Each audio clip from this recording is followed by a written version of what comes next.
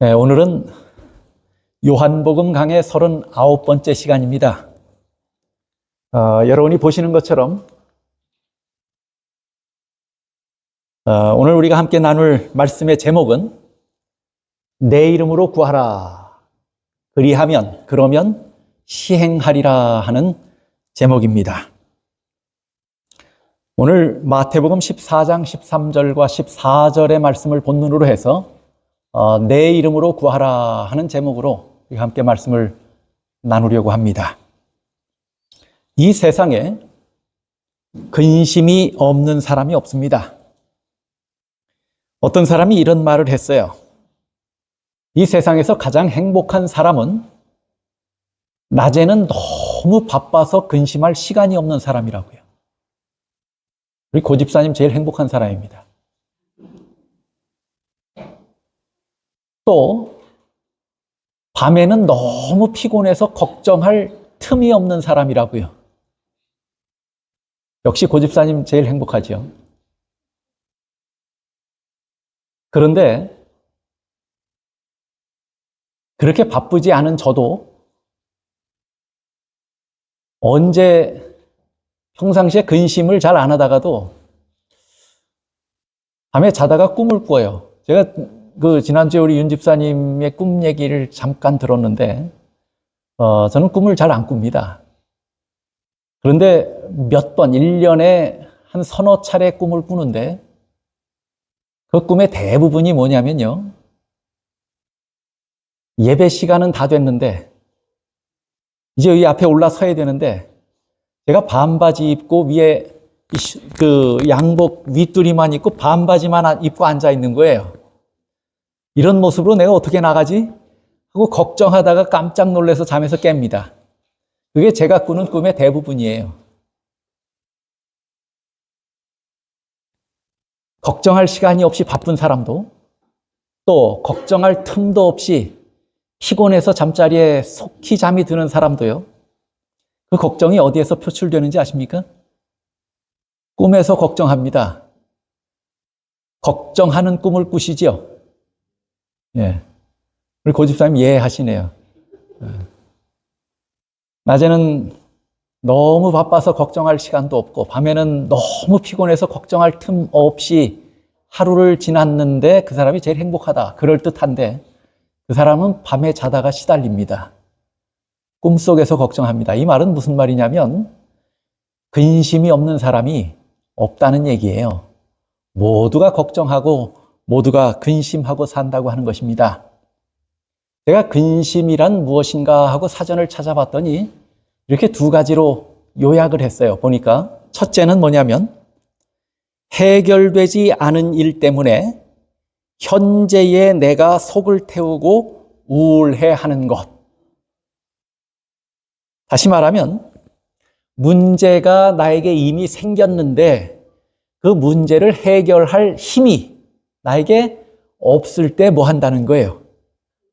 우울해지고 속이 탄다는 거예요. 그것이 뭐예요? 근심이에요. 그런데 또 다른 한 정의가 있어요. 첫 번째 정의는 뭐냐면 이미 문제는 뭐 했다는 거예요? 이미 문제는 일어났어요. 문제는 터졌어요. 근데 해결할 힘이 나에게 없는 거예요. 그래서 걱정하고 근심한다는 거예요. 그 두 번째 정의는 뭐냐면 좋지 않은 일이 생길지도 모른다는 두렵고 불안한 마음. 그것이 근심의 정의예요. 이건 이미 일어났습니까? 안 일어났습니까? 안 일어났어요. 미래의 일이에요. 언젠가 일어날지도 모르는 일을 가지고 뭐 한다는 거예요? 불안해하고 두려워한다는 것입니다. 그런데 우리 주변을 둘러보면 유독 근심이 많은 사람이 있습니까? 없습니까? 유독 근심이 많은 사람이 있어요. 근심을 사서 하는 사람이 있어요. 현재에 일어난 일 때문에 근심하는 것은 이해가 될 수 있는데 일어나지도 않은 일 때문에 근심하는 분들이 있습니까? 없습니까? 있어요. 만약에 이렇게 되면 어떡하지?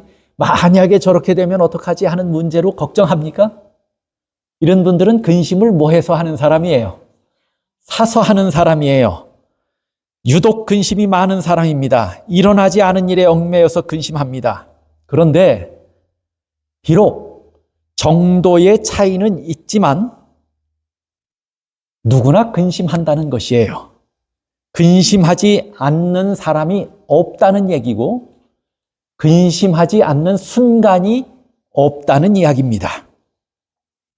여러분이 요한복음 14장을 열면 근심하는 제자들의 모습이 등장합니다. 예수님께서 뭐라고 권면하세요? 너희는 마음에 뭐 하지 말라고요? 근심하지 말라. 왜요? 그 제자들이 근심하고 있어요. 근심하지 말라고 말씀하셔요. 그러면서 예수님이 뭐라고 말씀하시냐면 하나님을 믿으니 또 나를 믿으라고 말씀하셔요. 근심하는 사람이 있거든 하나님을 믿으라고 말합니다. 나를 믿으라고 말합니다.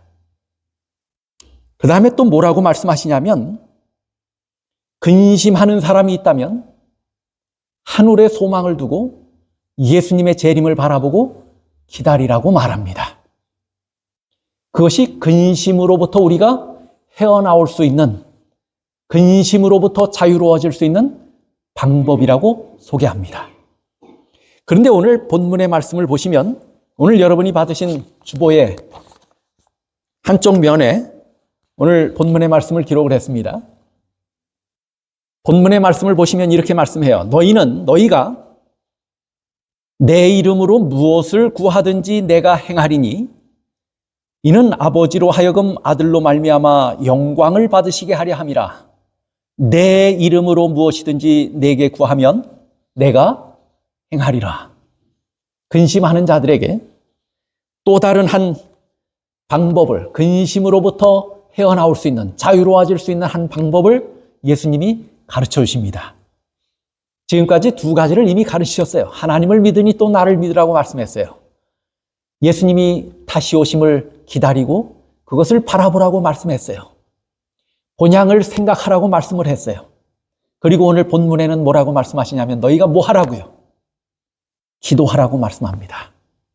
근심하는 자들에게 주신 권면의 말씀입니다. 한번 생각해 보세요. 제자들의 형편은요, 우리가 잘 알아요.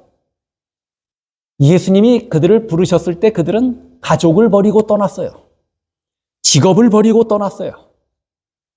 오늘날 누가 불러서 이렇게 떠난다면 여러분 뭐라고 말씀하시겠어요? 혹 미친 거 아니야? 이렇게 말하지 않겠어요?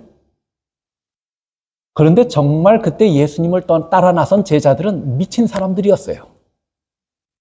예수님의 말씀만을 듣고 가족을 떠나고 직업을 떠난다고 하는 것은 제정신으로 하기 힘든 일이에요.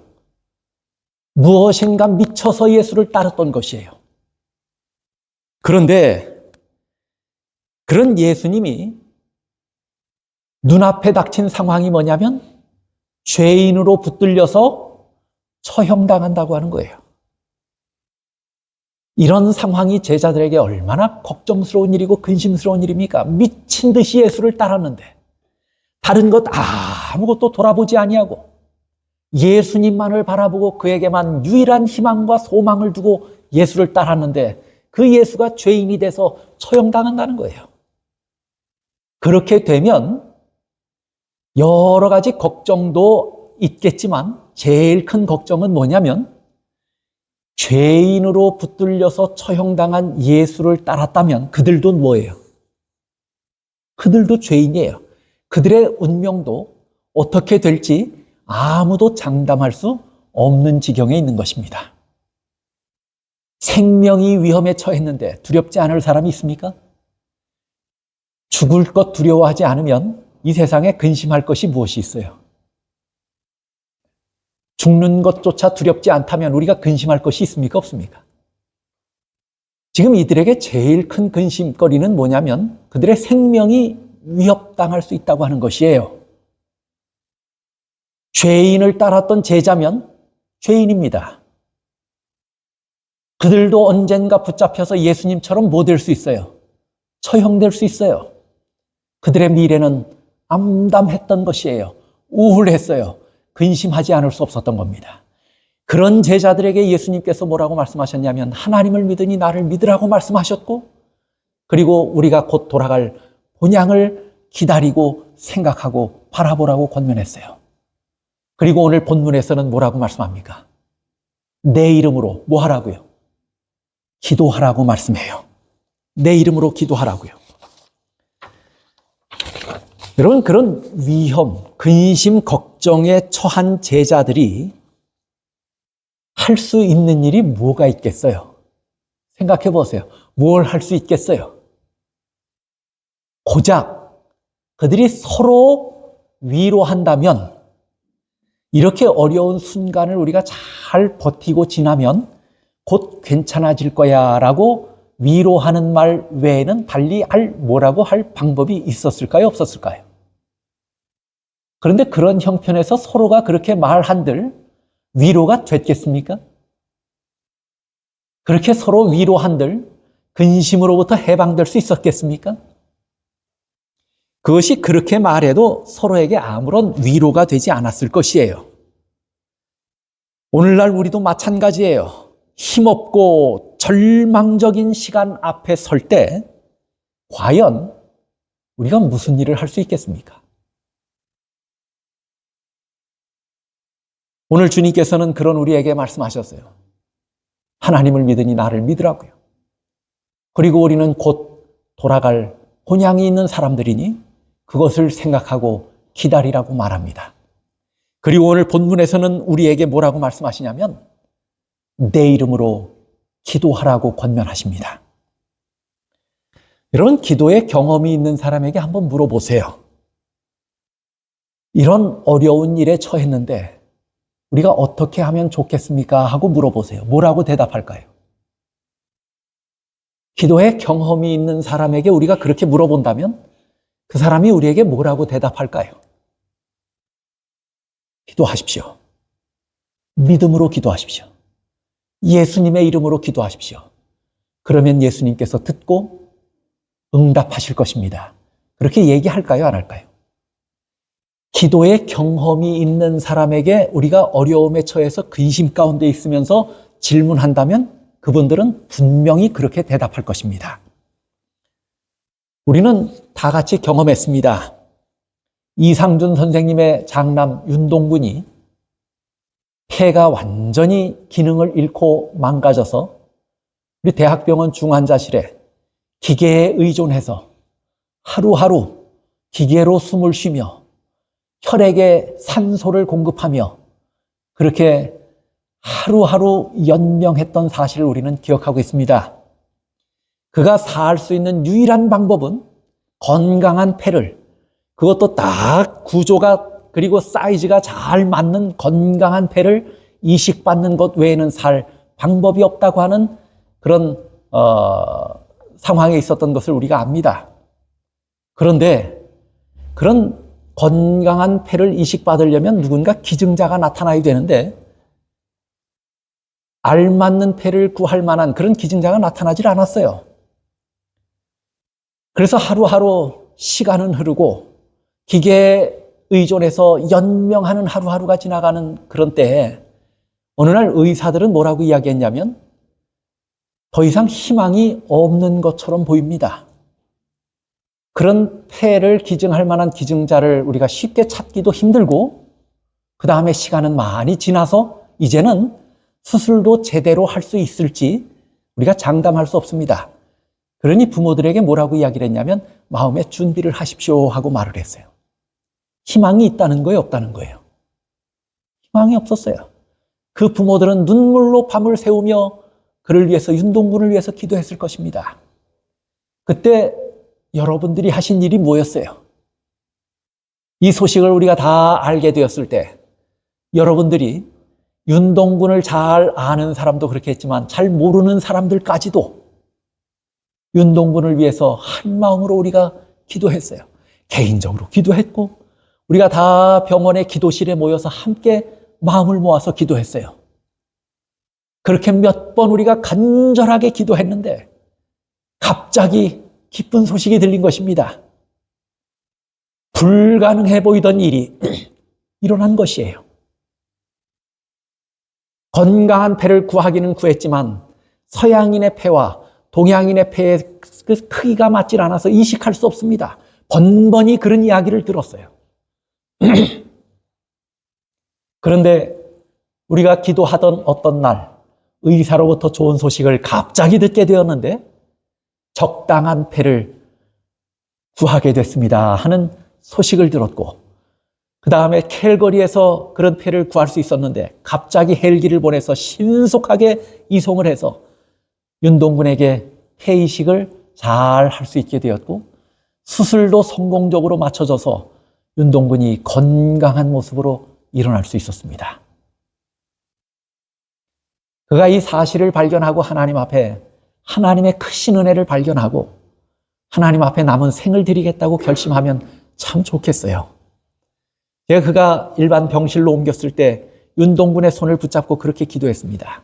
하나님이 너의 생명을 기적과 같은 방법으로 어렸을 때, 아주 아기였을 때 한 번 그렇게 살렸어요. 뇌종양이 있었는데 살렸어요. 그런데 이번에 다시 하나님께서 살리셨으니 그 은혜를 잊지 말고 살았으면 좋겠다 하고 권면을 했어요. 우리가 얼마 전에 또 한 번의 기쁜 소식을 들었습니다. 우리 박 집사님, 캘거리 박 집사님의 아들 성현군이 그 어린아이가 한참 학업에 열중할 나이에 뇌에 종양이 생겼다고 하는 소식을 들었어요. 그 종양이 시신경에 붙어 자라서 시력에 문제가 생기는 것을 우리가 듣게 되었어요. 우리가 안타까운 마음으로 성현군을 위해서 함께 기도했습니다. 수시로 제가 우리 교우님들의 개인적으로 전화를 받았어요. 성현군이 지금 어떤 상태에 있습니까? 제가 기도하고 있는데 성현군이 지금 어떻습니까? 하는 성현군의 상황을 묻는 전화들을 개인적으로 많이 받았어요. 그런 것으로 봐서 여러분들이 뭐 하셨단 얘기예요, 집에서. 다 기도하셨어요. 우리가 공중 예배를 드릴 때마다 성현군을 위해서 기도하는 기도를 드리셨어요. 우리가 개인적으로 또 단체적으로. 감사합니다. 네.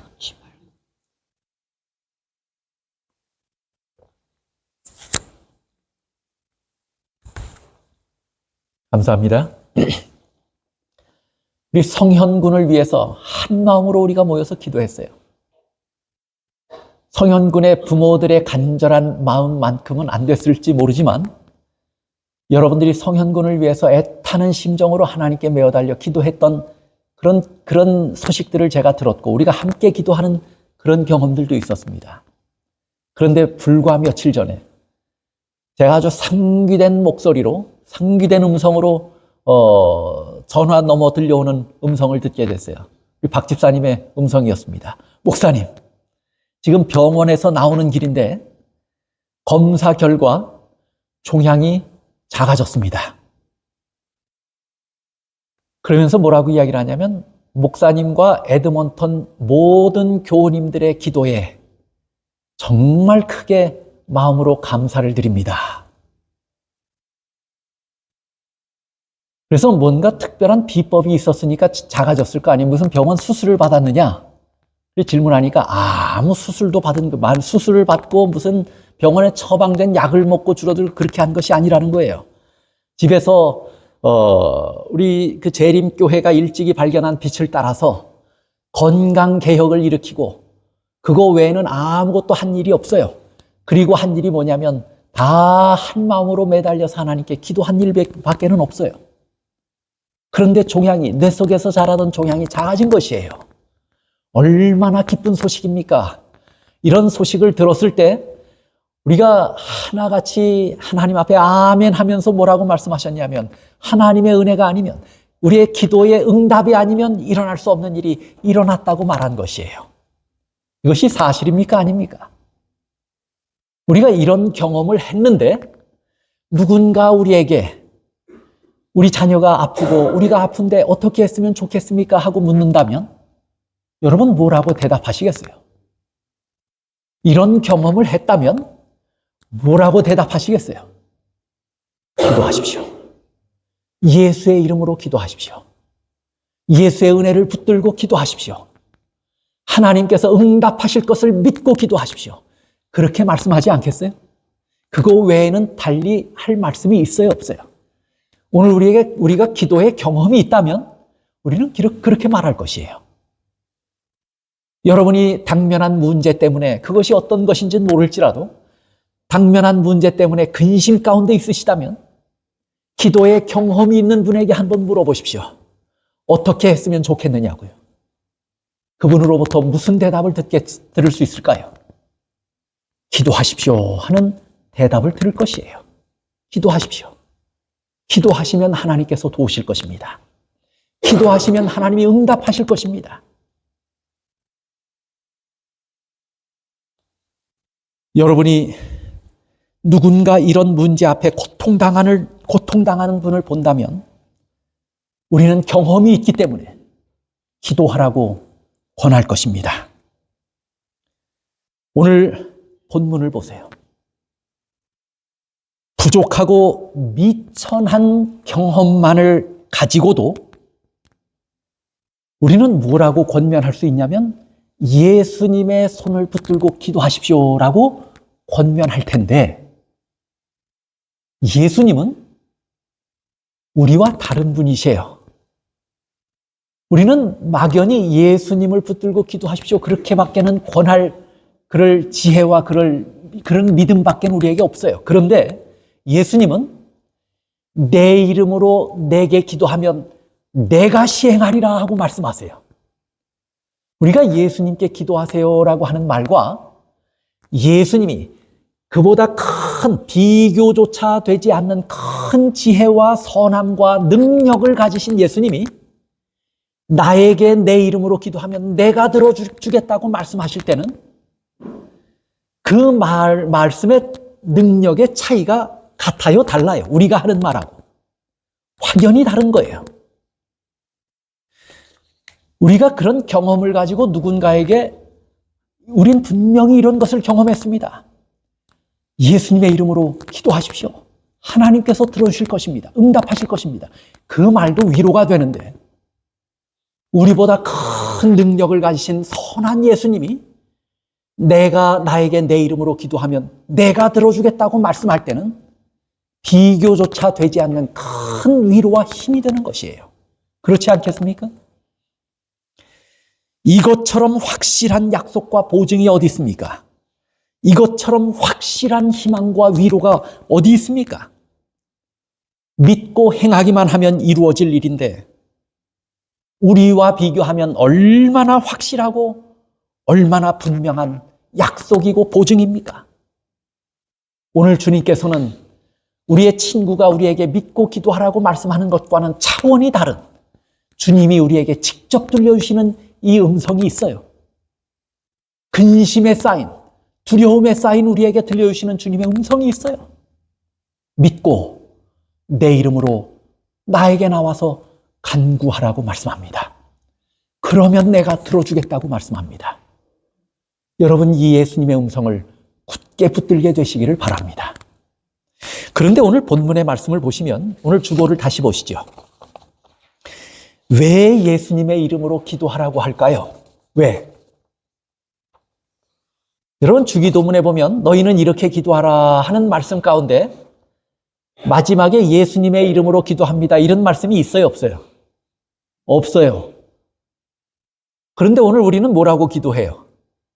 다 기도한 후에 너나 할 것 없이 한 사람의 예외도 없이 누구의 이름으로 기도한다고 그래요?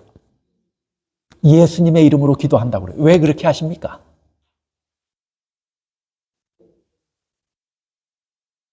왜 여러분은 예수님의 이름으로 기도하세요?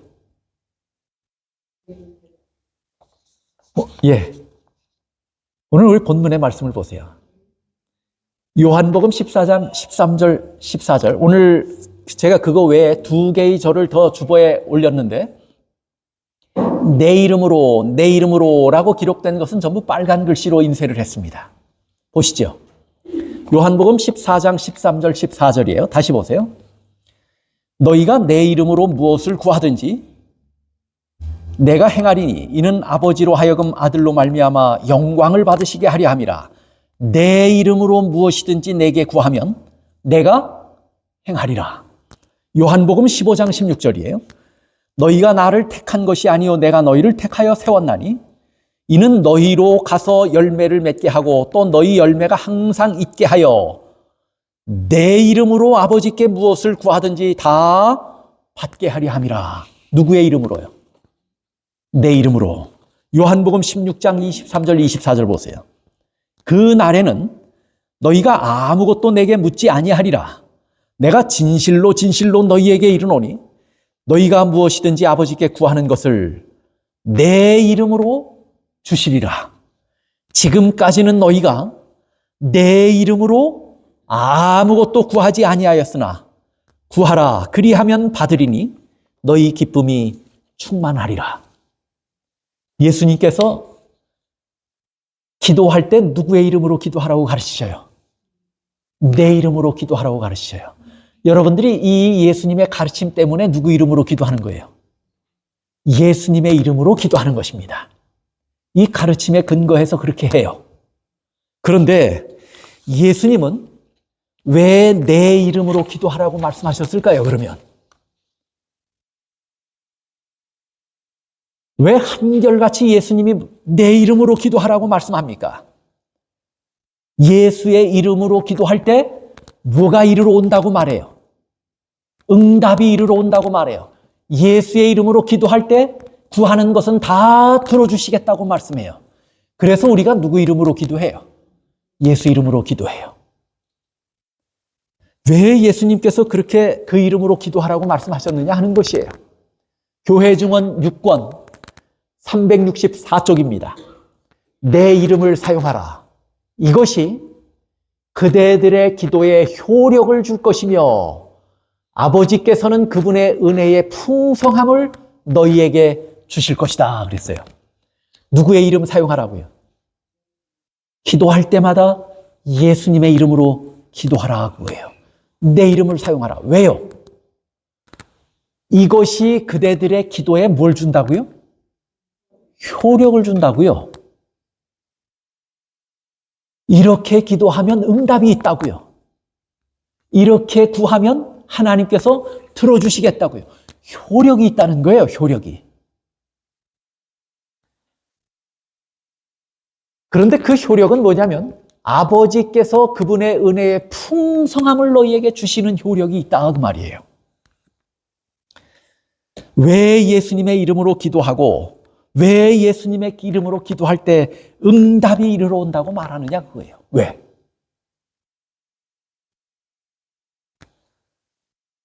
제가 이것을 두 가지로 좀 설명을 해보겠습니다. 첫째는 예수님의 이름으로 기도할 때 하나님께 우리가 귀중한 사람으로 헤아림을 받기 때문입니다. 왜 이것이 효력이 있느냐? 왜 예수의 이름으로 기도하는 것이 효력이 있느냐? 그 이유는 예수의 이름으로 기도할 때 하나님께 우리가 귀중한 사람으로 헤아림을 받는다는 거예요. 시대의 소망 667쪽입니다. 그리스도께서는 내 이름으로 기도하라고 제자들에게 명하셨다. 그분을 따르는 자들은 그리스도의 이름으로 하나님 앞에 서야 한다. 왜요? 왜 그리스도의 이름으로 하나님 앞에 서야 돼요? 그리스도의 이름 없이 우리는 하나님 앞에 설 수 없는 존재들이에요. 우리는 다 한결같이 죄인이에요. 죄를 용납하실 수 없는 하나님 앞에 죄인의 모습으로 설 수 없어요. 우리가 하나님 앞에 설 수 있는 유일한 길이 있어요. 유일한 방법이 있어요. 누구의 이름으로 서는 길밖에 없어요. 예수의 이름으로 서는 길밖에 없어요. 예수의 이름으로 서지 아니하고 그리스도의 이름으로 하나님 앞에 서지 아니하고 우리 자신의 모습, 죄된 모습으로 하나님 앞에 서면 하나님은 죄인의 비루함을 보시게 되는 거예요. 그런데 그리스도의 이름으로 서면 그들을 위하여 희생하신 희생의 가치를 통해서만 그들은 주님이 보시기에 가치가 있는 것이다. 그리스도께서 끼쳐주신 의로 말미암아 그들은 귀중하게 헤아림을 받는다.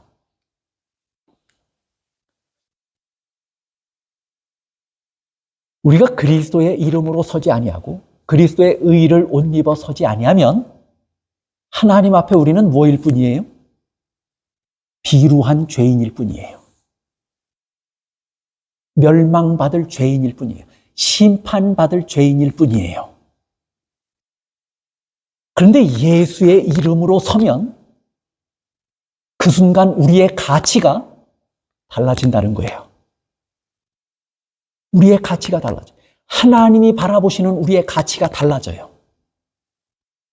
심판의 대상인 비루한 죄인의 모습에서 예수의 의를 덧입은, 옷 입은 누구로 보시는 거예요? 하나님의 자녀로 보시는 거예요. 여러분 한번 생각해 보세요. 차를 타고 가다 보면 신호등 앞에 대기하면 팻말을 들고 여러분 앞을 지나가는 사람들이 있죠. 어떤 분은 정말 긍휼심을 일으키는 사람들이 있어요. 그런 분들에게는 서슴없이 창을 내리고 뭐해요? 여러분이 조금씩 도와주십니까? 그런데 언젠가 우리는 사람을 가려요. 저 사람이 사지 멀쩡하고 젊은데 그런데 팻말을 들고 서 있어요. 그 사람은 그거 도와주면 그거 받아서 뭐 할 게 뻔해요. 마약하는 사람들이에요. 그걸 다 알고도 저도 그걸 당했잖아요. 어린 아기를 데리고 있어서 돈을 줬더니 그래서 제가 빵을 찾아갖고 나오면서 보니까 그 어린 아이를 데리고 그 마약 파는 그 가게 문을 열고 들어가잖아요. 제가 그걸 보고 씁쓸했어요. 근데 그렇게 될 걸 뻔히 아니까 이제는 건강한 사람이고 젊은 사람이 그저 허름한 옷을 입고 팻말 하나 들었다고 해서 여러분이 쉽게 주시지는 않을 거예요. 사람을 뭐 해요? 구별하죠. 그런데 그렇게도 구별되는데 그런 분들과 여러분의 자녀와 비교한다고 한번 생각을 해보십시오. 그분들이 내게 먹을 것이 없으니 좀 도와주십시오 하는 것과 여러분의 자녀가 여러분에게 나와서 내가 지금 이런 것들이 필요해서 참 꼭 필요한데 내가 굶어서 배고픈데 내가 옷이 다 헤어져서 꼭 필요한데 그럼 여러분 어떻게 하시겠어요? 여러분이 다른 쓸 것을 다 절제하면서라도 여러분의 자녀의 기도를 응답하실 의향이 있으십니까? 없으십니까? 기도하는 사람들에게 뭐가 있는 거예요? 여러분에게 요청하는 사람들에게 차이가 있어요? 없어요? 제가 이런 외형적인 차이를 말씀드리고자 하는 것이 아니에요. 예수의 이름으로 하나님 앞에 나갈 때와 그렇지 않을 때 우리의 모습은 하나님께서 보실 때 다르다고 하는 거예요. 예수의 이름으로 하나님 앞에 나가서 그 죄가 용서받은 예수의 의로 덧입어서 예수의 이름으로 하나님 앞에 나아간 하나님의 자녀가 간구하는 그 기도는 하나님이 모든 것을 제쳐두고서라도 그 기도를 들으시고 귀중하게 들으시고 응답하신다고 말씀하는 거예요. 왜 예수의 이름으로 나와서 기도하라고 하는지 아시겠지요? 예수의 이름으로 설 때만 하나님 앞에 존귀한 자로 그 가치가 인정받기 때문입니다. 그래서 우리는 예수의 이름으로 나가는 거예요. 예수의 이름으로 나갈 때 우리는 하나님 앞에 귀중하게 헤아림을 받습니다. 누군가 여러분에게 귀중하게 헤아림을 받는 사람의 간구를, 요청을 여러분들은 거절하지 않을 거예요. 누군가 여러분에게 귀중한 가치가 있는 존재가 여러분에게 무엇인가 요청했다면 그 요청을 거절하시겠어요? 그 요청을 흘려버리시겠습니까? 흘려버리시겠어요? 귀담아 들으시고 기억했다가 들어주실 마음이 있지 않아요? 누군가 귀중한 가치가 있는 존재가 될 때 그 기도는, 그 간구는 응답받는 것입니다. 예수의 이름으로 하나님 앞에 설 때 우리의 가치가 귀중한 것으로 바뀌어진다고 분명하게 말씀합니다. 또 이렇게 말해요. 실물교훈 148쪽이에요. 너희가 내 이름으로 무엇을 구하든지 내가 시행하리니 이는 아버지로 하여금 아들을 인하여 영광을 얻으시게 하려 함이라. 그러므로 그대가 구하고자 하는 바를 누구의 이름으로요? 예수의 이름으로 하나님 아버지께 줄기차게 구하라. 하나님께서는 그 이름을 뭐 하실 것이라고요? 존중히 여기실 것이라고요. 가치가 바뀌고 그의 간구와 그의 기도가 존중히 여김을 받는다고 말씀합니다. 그래서 우리가 누구의 이름으로 해요? 예수의 이름으로 기도하는 것이에요. 그 이유를 분명히 아시겠지요? 두 번째 이유가 있어요. 두 번째 이유는 뭐냐면 예수님께서 중보자가 되시기 때문입니다. 하나님께도 우리의 가치가 예수의 이름 때문에 존귀한 자로 우리의 가치가 바뀌어요. 그래서 우리는 예수의 이름으로 하나님 앞에 나가는 것입니다. 두 번째 이유는, 그렇게 기도하는 두 번째 이유는 예수님께서 친히 우리의 중보자가 되시기 때문입니다. 디모데전서 2장 5절에 이렇게 말해요. 하나님은 한 분이시요 또 하나님과 사람 사이의 중보도 한 분이시니 곧 사람이신 그리스도 예수라. 누가 중보자시라고요? 예수님이 중보자시라고요. 로마서 8장 34절에 이렇게 말해요. 그 예수님은 그리스도 예수시니 그는 하나님 우편에 계신 자요 우리를 위하여 뭐 하는 자시에요? 간구하시는 자시다 그랬어요. 예수님은 중보자신데 중보자로서 하나님 우편에 앉으셔서 우리를 위해서 뭐 하신다고요? 친히 간구하신다고요. 이 말이 무슨 말인 것 같아요? 무슨 의미인 것 같아요? 무슨 뜻인 것 같아요? 이 말을 시대의 소망은 이렇게 자세히 설명합니다. 시대의 소망 667쪽이에요. 그분은 그들을 위하여 간청하시려고 아버지 앞에 나가실 것이다. 예수님은 뭐라는 얘기예요? 중보자시다 그거예요. 그렇죠? 중보하시려고 아버지 앞에 나가신다. 그런데 예수께서는 그 영혼을 대신하여 마치 자기 자신의 소망인 것처럼 겸손한 탄원자의 기도를 드리신다.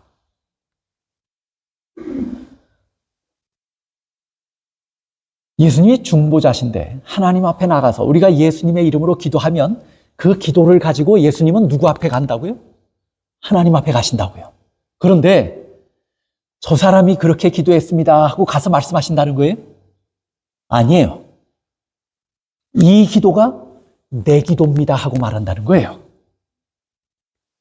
그 영혼을 대신하여 마치 자기 자신의 소망인 것처럼 하나님께 나가서 기도한다는 거예요.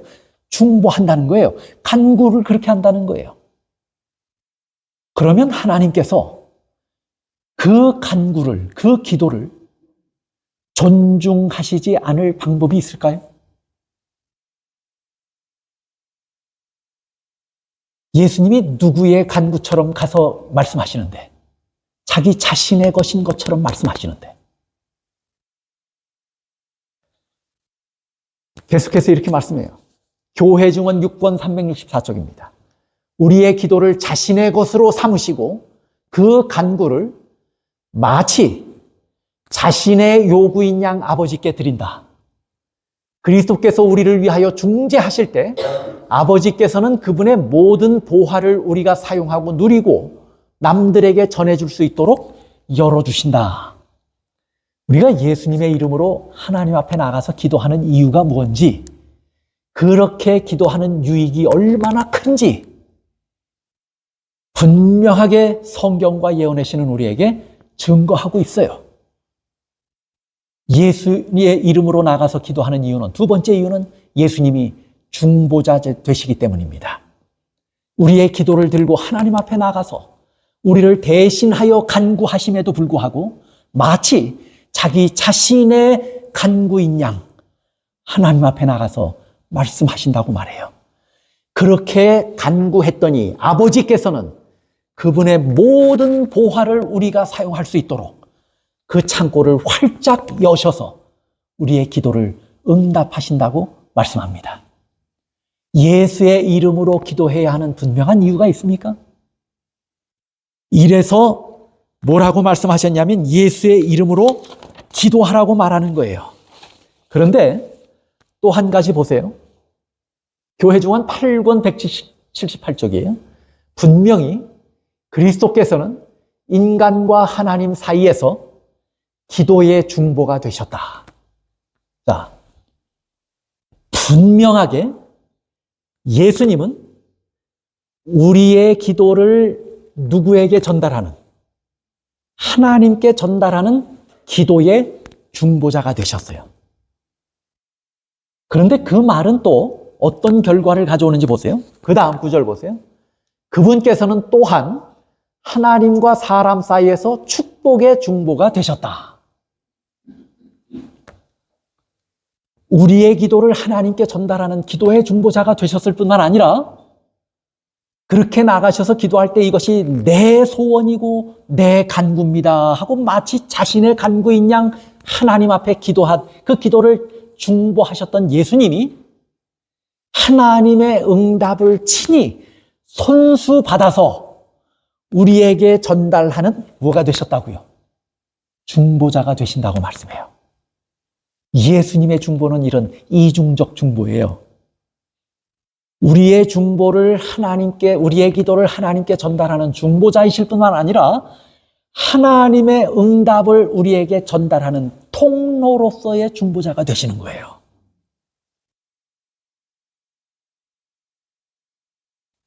그런데 누구의 이름으로 기도할 때 이렇게 하신다는 거예요? 예수의 이름으로 기도할 때 이렇게 하신다는 거예요.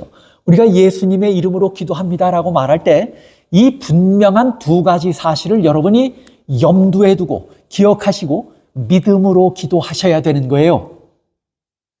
그렇게 기도할 때 주님께서 약속하신 이 놀라운 약속들이 실제로 이루어지는 경험을 우리가 하게 된다는 것입니다. 예수님의 이름으로 기도하는 것이 효력이 있어요, 없어요? 그래서 효력이 있어요. 그래서 우리가 누구의 이름으로 기도해요? 예수님의 이름으로 기도합니다. 자, 그러면 우리가 또 한 가지 해결해야 할 문제가 있습니다. 그렇다면 예수님의 이름으로 기도한다고 하는 말의 의미가 뭐냐 그거예요. 아까는 왜 예수님의 이름으로 기도해야 하는가 그 이유를 두 가지로 설명을 드렸는데 그 이유를 이해하시죠, 이제 그렇다면 예수님의 이름으로 기도한다라고 하는 말의 의미가 뭐냐 그거예요. 정로의 계단 101쪽입니다. 예수의 이름으로 기도하는 것은 다만 기도의 시작과 끝에 그 이름을 부르는 것 이상의 큰 의미가 있는 것이다. 여러분 이 구절을 딱 들으시니까 지금껏 기도해오던 우리의 습관에 뭔가 잘못됨이 있다고 하는 거 금방 느끼시겠죠. 그런 예수님의 이름으로 기도합니다는 그건 여러분의 기도에 큰 의미가 있었습니까? 아니면 그저 기도를 마무리하는 형식이었습니까? 여러분이 정말 마음에 담아둔 것은 간절하게 다 기도한 후에 예수님이 이렇게 기도하라고 하셨으니 또 우리의 선배들이 우리에게 기도를 이렇게 가르쳤으니 당연히 우리가 이렇게 기도하는 것이겠거니 하고 뭐해요? 예수의 이름으로 기도합니다. 그거 당연히 따라오는 무슨 추임새처럼 여러분이 그렇게 사용하지 않으셨어요? 형식처럼 아무런 의미도 없이 그렇게 사용하지 않으셨습니까? 예수의 이름으로 기도한다는 것이 무슨 효력이 있는가를 여러분이 바르게 이해하신다면 예수의 이름으로 기도하는 것이 중요하다 하는 것은 느끼셨을 거예요. 꼭 이렇게 해야 되겠구나 하는 건 느끼셨을 거예요. 근데 이렇게 하는 것이 한다고 하는 것의 의미가 뭐냐 그거예요. 단순하게 시작과 끝에 그 이름을 부르는 것이 아니다 그거예요. 그러면 뭐냐면 그의 이름으로 기도하는 것은 우리가 그의 허락하신 바를 뭐하고요? 믿고 그의 은혜를 의지하고 그의 사업을 행하면서 예수의 마음과 정신으로 기도하는 것을 의미하는 것이다 그랬어요. 예수의 이름으로 기도한다고 하는 것이 뭐라고요? 무슨 의미를 갖는다는 거예요? 그 말이. 여러분 보세요. 그래서 내가 지금 드린 모든 기도를 예수의 이름으로 드릴 때 하나님께서는 우리를 비루한 죄인 취급하지 않으시고 존귀한 가치가 있는 자로 여기시고 우리의 기도를 귀담아 들으시며 예수님께서 친히 간구하시는 것처럼 귀하게 여기신 후에 하늘의 보화를 열어서 우리에게 들어주시고 응답하실 것이라고 하는 뭐예요? 믿음. 그 믿음을 가진다고 하는 의미라는 거예요. 여러분, 이거 믿지 않으면서, 이것 염두에 두고 의식도 하지 않고 아무것도 믿지 않으면서 예수의 이름으로 기도합니다. 천날 그렇게 외치고 100번, 1000번, 10,000번 예수의 이름으로 기도한들 그 기도에 효력이 있을까요? 없을까요? 그건 예수의 이름으로 하는 기도가 아니에요. 그냥 말은 우리가 그렇게 했지만 예수의 이름으로 기도한다고 하는 말의 의미가 그 속에 담겨 있지 않다는 거예요. 예수의 이름으로 기도한다는 말의 의미는 우리가 드린 그 기도가, 그 이름으로 기도 드릴 때 어떤 하늘의 역사가 일어나는지를, 하나님께서 우리를 어떻게 취급하시는지를 분명하게 이해하고 믿는다고 하는 것이에요. 믿는다고 하는 의미예요. 여러분, 그 믿음을 가지고 예수의 이름으로 기도하시기를 바랍니다. 그 다음에 뭐라고 말하냐면 그의 은혜를 의지하고 그랬어요. 그의 은혜를 의지하고. 그 다음에 예수의 마음과 정신으로 기도하는 것이에요. 이것이 예수의 이름으로 기도한다라고 하는 말의 의미라고 하는 거예요. 여러분이 예수님의 이름으로 기도할 때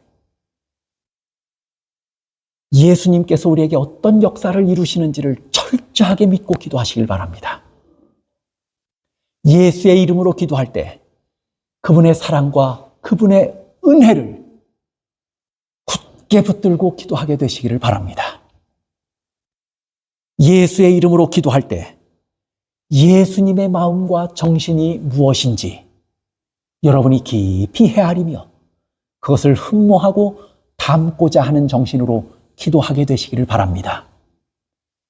이것이 누구의 이름으로 기도하는 의미예요?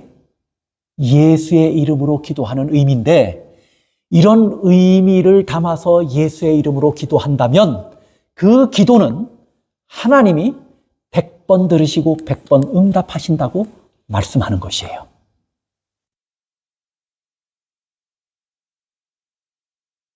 근심에 눌려서 평화를 잃으셨습니까? 예수의 이름으로 무엇이든지 기도하시기를 바랍니다. 그분이 우리의 의가 되시고 그분이 우리의 중보자 되시고 이 사실을 믿음으로 기도하게 되시기를 바랍니다. 예수님의 은혜를 붙들고 의지하며 기도하게 되시기를 바랍니다. 예수의 마음과 정신으로 기도하게 되시기를 바랍니다. 예수의 이름으로 무엇이든지 기도하시기를 바랍니다.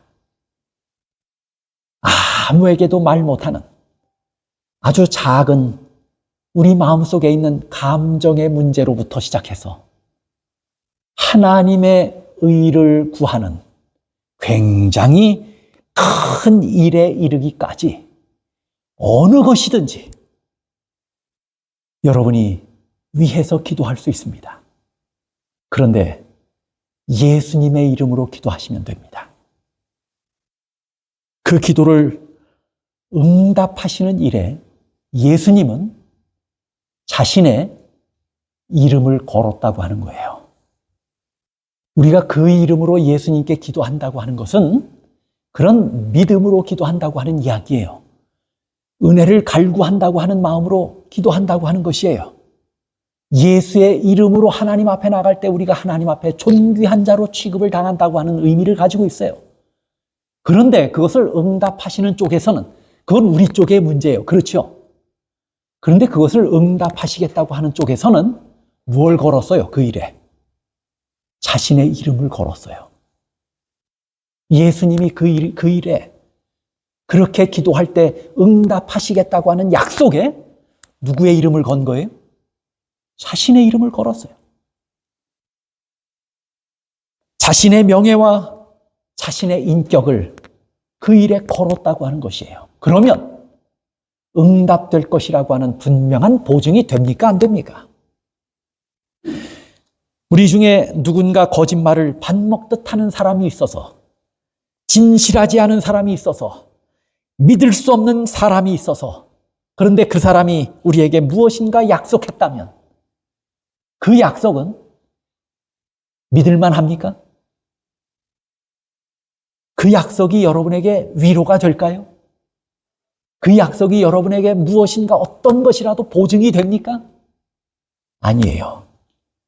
그러나 예수님의 약속은 다른 것입니다. 그분은 미쁘시다고 말했어요. 신실하다고 말씀했어요. 우리는 변하지만, 우리는 예수님께 가까이 갔다가도 멀어졌다가도 변덕스럽게 신앙하고 우리는 자주 변하지만 예수님은 단 한 번도 우리를 향하여 변하신 적이 없는 분이에요. 그분은 믿을 만한 분입니다. 그분이 그렇게 말씀하셨다면 분명히 이루어질 일을 약속하신 것입니다. 이 사실을 굳게 붙들고 믿게 되시기를 바랍니다. 설교와 강연 2권 53쪽에 이렇게 말씀합니다. 만일 내가 오늘 그분의 약속을 취하고 그분이 제가 다른 걸 인용했네요. 시대의 소망입니다. 시대의 소망 667쪽입니다. 구주께서 당신의 제자들에게 하신 약속은 무슨 약속이에요? 오늘 이 약속이에요. 오늘 우리가 함께 나눈 이 말씀의 약속이에요. 이 약속은 시대의 종말에 처한 그분의 교회에게 하신 약속이다. 그 약속은 제자들에게만 하신 것이 아닙니다. 그 약속은 오늘 누구에게도 하셨어요? 시대의 종말에 사는 교회에게 하신 것입니다. 오늘 우리에게 하신 약속입니다. 이 약속을 붙들고 기도하게 되시기를 바랍니다. 이제 우리는 우리의 기도가 더 자연스러워지면 좋겠어요. 데살로니가전서 5장 17절에 사도 바울은 쉬지 말고 기도하라 이렇게 권면합니다. 제가 오늘 이 본문의 말씀을 공부하고 묵상하다가 마지막에 사도 바울의 이 권면이 뇌리에 기억에 떠올랐어요. 쉬지 말고 기도하라. 이런 예수님의 이름으로 기도하는 것이 우리의 보다 더 자연스러운 모습이 되고 날마다의 일상이 되었으면 좋겠는데 하는 생각을 하다가 사도 바울의 권면을 기억하게 된 것입니다. 너희는 쉬지 말고 기도하라. 예수님의 이름으로 기도하되 뭐 하지 말고 기도해요? 쉬지 말고 기도해야 한다 하고 말해요. 이 말의 뜻이 무엇일까 하고 묵상을 해봤어요. 여러분, 절박한 문제 앞에 서신다면 기도가 나와요, 안 나와요? 잠깐은 기도할 마음도 없었다가 기도가 안 나왔다가도 조금 정신 차리고 나면 기도합니까, 안 합니까? 기도하죠. 이제 기도하기를 시작하면 자나 깨나 기도합니까, 안 합니까? 길을 가면서도 기도하십니까, 안 하십니까? 절박한 문제 앞에 있는데 건강을 잃으셨어요. 현대의학으로는 고치기 힘들다는 진단이 내렸어요. 뭐밖에 할 게 없어요. 기도 외에는 할 거 없잖아요. 그러면 여러분이 잠깐 낙심했다가 기도할까요, 안 할까요? 기도해요. 밥 먹다가도 기도할까요, 안 할까요? 자다가 깨면 기도가 나올까요, 안 나올까요? 길을 걷다가도 기도할까요, 안 할까요? 절박한 문제 앞에 서면 기도하기를 쉬지 않을 것입니다. 이런 의미가 기도하기를 쉬지 않는 것이에요. 쉬지 말고 기도하라는 것이에요.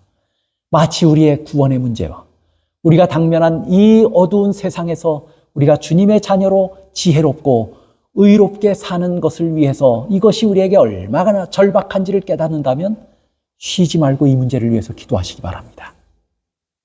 여러분이 당면한 문제들이, 여러분의 가정에 일어난 문제들이 해결할 힘이 없어서 능력이 부족해서 근심하고 걱정하신다면 쉬지 말고 기도하시기를 바랍니다. 쉬지 말고 기도해요. 예수님의 이름으로 기도하되 쉬지 말고 기도하라고 말씀했어요. 또 여러분이 연초에 이렇게 아마 작정하셨을는지 몰라요. 내가 새해는 하루에 3번 기도하리라. 아니면 아침 저녁으로 기도하리라. 그것도 아니면 최소한 내가 아침에 1번은 기도하리라. 그렇게 작정하셨습니까? 그렇다면 이 작정을 쉬지 마시기를 바랍니다. 아침에 한 번 기도하리라고 결심했으면 빼먹지 말고 매일 아침 기도하십시오. 하루에 3번 기도하리라고 여러분이 결심하셨다면 쉬지 말고 하루에 3번 기도하십시오. 이것이 쉬지 않고 기도하는 것이에요. 또 기도하는 일에, 예수님의 이름으로 기도하는 일에 응답이 있기까지 포기하지 않고 기도하는 것이 쉬지 않고 기도하는 거예요. 기도를 통해서 우리의 믿음이 자라고 성숙해지고 우리에게 변화가 이르러 올 때까지 낙심하지 않고 좌절하지 않고 포기하지 않고 기도하는 것이 뭐 하지 않는 거예요? 쉬지 않고 하는 기도예요. 무슨 기도든지, 그것이 우리의 작은 생활의 문제든지 하나님의 의를 구하는 커다란 문제든지 그 사이에 어떤 문제라 할지라도 이 모든 문제들을 가지고 쉬지 않고 기도하게 되시기를 바랍니다. 그리고 그 기도는 예수님의 이름으로 하나님 앞에 서서, 예수님 앞에 서서 드리는 기도가 되시기를 바랍니다. 믿음을 가지고 은혜를 구하는 간절한 마음으로 예수님 앞에 나가서 예수님의 이름으로 기도한다면 그 기도는 하늘의 보화의 창고를 여는 능력 있는 기도가 될 것입니다. 말씀을 마치겠습니다.